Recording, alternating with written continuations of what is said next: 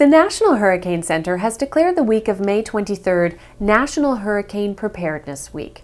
Now, the most important things you can do if you live in a hurricane-affected area are number 1, get informed, and number 2, get prepared. Preparing yourself for an emergency doesn't have to involve backbreaking work.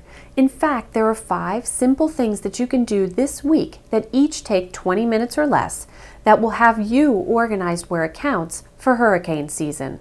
The most important thing to organize is your emergency plan. Number 1, know your evacuation routes. Number 2, designate a meeting place, both nearby your home and farther away if you're forced to evacuate. Third, identify the contact information for someone who lives out of state so that if you're separated, as so many were during Katrina, you can relay information back and forth to one another through that person. Once you have your emergency plan identified, the next step is to hold a State of the Union with your family. Walk through the components of your emergency plan together.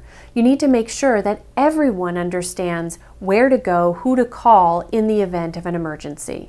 Step 3 is to get your valuables in order. Using a product like the Valuables Dock from Buttoned Up, walk from room to room with a pen and a piece of paper or a camera and document furniture, electronics, collectibles, clothes, anything else of value. As you're jotting them down, make note of their likely replacement value because you're going to want to make sure you have adequate insurance in case something happens. The 4th thing to get ready is your important information, like medical, legal, financial, insurance.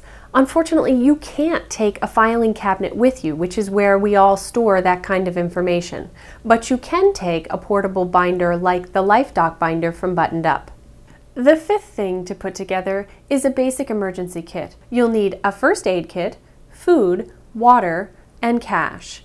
And you'll need to make sure that you have enough of these things for every member in your family for at least a week. Just remember, 20 minutes a day for 5 days and you'll be organized where it counts for hurricane season this year.